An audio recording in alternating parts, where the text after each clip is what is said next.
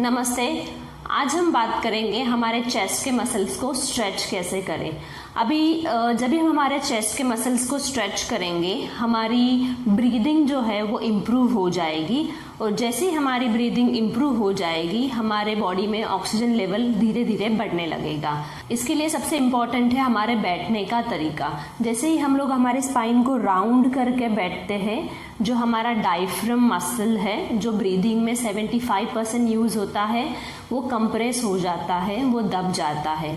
जैसे ही वो मसल दब जाता है हमारी ब्रीदिंग जो है वो शैलो हो जाती है, हम लोग धीरे धीरे सांस लेते हैं, और इसकी वजह से जितनी हवा ऑक्सीजन जो है हमारे शरीर में चाहिए है उतना अंदर जा नहीं पाता। तो इसलिए बहुत ही ज़रूरी है कि जब भी आप बैठें, ज़मीन पे बैठे, चेयर पे बैठे, तो हमें सीधा बैठना चाहिए। सीधा बैठना मतलब हमारे स्पाइन जो है वो नेचुरल कर्व में होना चाहिए और शोल्डर जो है वो रिलैक्स होने चाहिए। हमें आगे झुकना नहीं है और ज़्यादा हाइपर एक्सटेंशन भी नहीं करना है बैक का, जस्ट नॉर्मल। अगर आपका काम ऐसा है कि आपको पूरा दिन ज़मीन पे या फिर चेयर पे बैठना पड़ता है और धीरे धीरे आपका स्पाइन राउंड होता है, तो आप अपने हिप के नीचे एक पिलो ले सकते हो। घर में कोई भी पिलो रहता है वो हम लोग पिलो उठा के नीचे रख सकते हैं और उसके ऊपर हम लोग बैठ सकते हैं ऐसे। आप देख रहे होंगे डिफरेंस, मेरा स्पाइन अपने आप क्या हो गया है, टॉल हो गया है, क्योंकि मैंने हिप के नीचे जो है वो पिलो का सपोर्ट दिया है। इससे आपके स्पाइन नेचुरली सीधा भी रहेगा और आपका पोस्चर भी धीरे धीरे ठीक हो जाएगा, और जैसे ही पोस्चर ठीक हो जाएगा ब्रीदिंग डेफिनेटली ठीक हो जाएगी। अभी मैं इसको निकाल देती हूँ।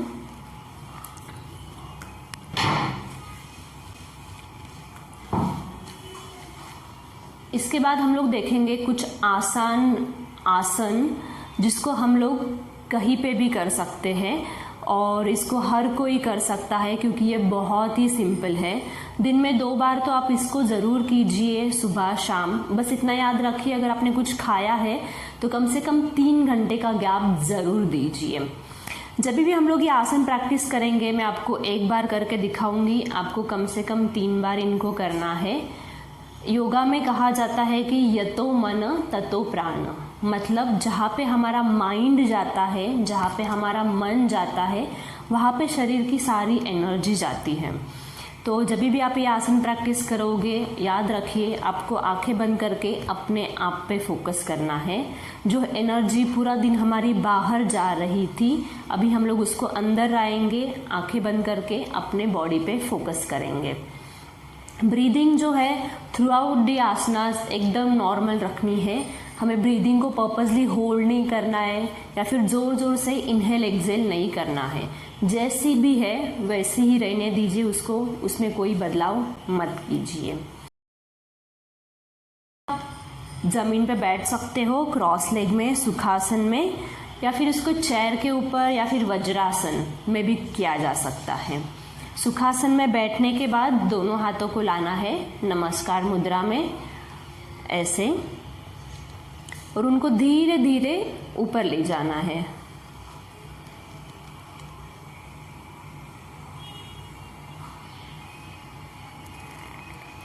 ऊपर ले जाने के बाद आप अपने एल्बोज को सीधा कर लीजिए और चाहिए तो आंखें बंद कर लीजिए। जैसा मैंने कहा था, हमें अपने पूरे शरीर पे ध्यान देना है। पर्वतासन में आपके चेस्ट के बाजू वाला पार्ट, ये जो पार्ट है वो लिफ्ट हो जाता है, जिसकी वजह से ब्रीदिंग जो है वो इजी हो जाती है। फिर हम हाथों को नीचे ले आएंगे धीरे धीरे,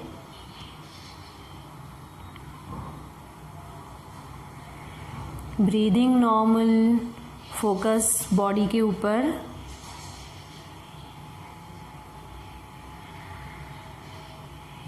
और हाथ नीचे।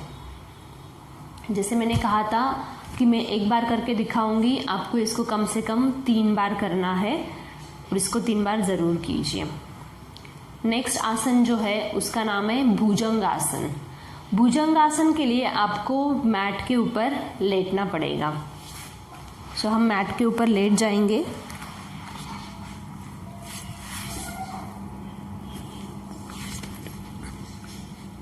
और दोनों हाथों को जमीन के ऊपर रखेंगे। एल्बो भी जमीन पे रहेगा और आपके हाथ भी है, जो आपके पाम है वो भी जमीन के ऊपर रहेंगे।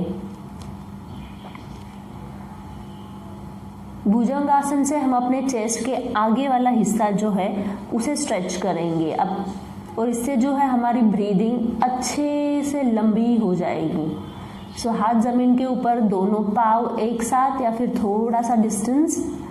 अपने हिप्स को हमें टाइट कर लेना है और हाथों पे हल्का जोर देके धीरे धीरे अपने हेड और चेस्ट को ऊपर उठाना है, कुछ इस तरह। फिर आगे देखेंगे, यहाँ पे कम से कम 15 सेकेंड्स रुकेंगे और फिर धीरे से नीचे आएंगे।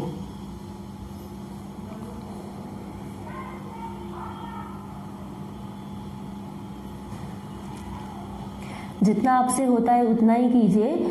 हम और एक राउंड करेंगे भुजंगासन का। चेस्ट ऊपर, हेड ऊपर और आगे देखेंगे। हिप्स हमारे जो है टाइट रहेंगे, उनको बिल्कुल लूज नहीं छोड़ना है।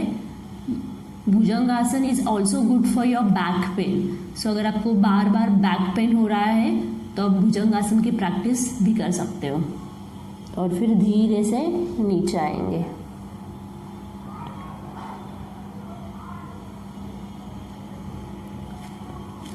और अभी करेंगे जानुशिरासन। जानुशिरासन के लिए अपना एक पाँव फोल्ड कर लीजिए और आपका हिप, नी और एंकल एक लाइन में रख दीजिए। धीरे से दोनों हाथों को ऊपर उठाइए और धीरे से आगे बेंड हो जाइए। जितना आपसे होता है उतना ही कीजिए। नीचे जाने के बाद सर को अपने नी पे लगाइए, वहाँ पे रुकेंगे और फिर हाथ को वापस ऊपर ले आएंगे और नीचे रख देंगे। अगर आपको लो बैक पेन है, साइटिका का पेन है तो फॉरवर्ड बेंड, आगे डायरेक्टली मत झुकिए। हम लोग देखते हैं वो लोग कैसे करेंगे। दूसरे पाँव के साथ करेंगे। पाँव को फोल्ड कर लेंगे, ऐसा बोल्स्टर ले लेंगे या फिर हार्ड पिलो जो घर में रहता है वो भी चलेगा, या फिर हम लोग चादर को रोल भी कर सकते हैं और उसको अपने पाँव पे रख देंगे। दोनों हाथों को उठा के नीचे झुक जाएंगे। इससे लंग का पीछे वाला हिस्सा खुल जाएगा। ऊपर आएंगे, हाथ ऊपर और हाथ नीचे।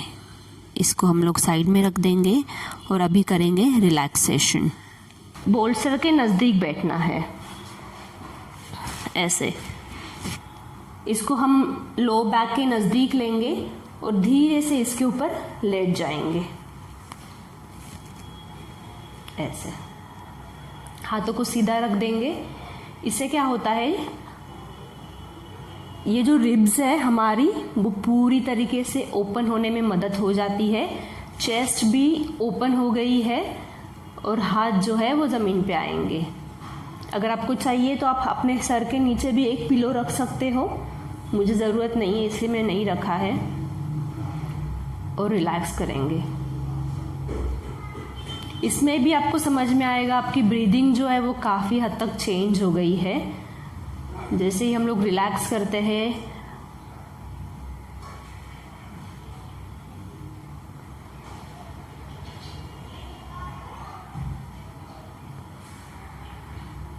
के लिए दोनों पाँव फोल्ड करेंगे और एक साइड टर्न होके सीधा उठ जाएंगे।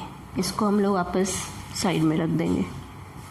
आसन के प्रैक्टिस के बाद अगर आप ब्रीदिंग प्रैक्टिसेस करते हो, जिसका वीडियो मैंने लास्ट टाइम ही पोस्ट किया है, तो आपको ज़्यादा फ़ायदा होगा। उसका लिंक मैं नीचे डिस्क्रिप्शन बॉक्स में दे दिया है, आप उसको ज़रूर चेक कीजिए। और अगर आपको वीडियो पसंद आया है तो अपने फ्रेंड्स और फैमिली के साथ शेयर कीजिए। Thank you so much for watching.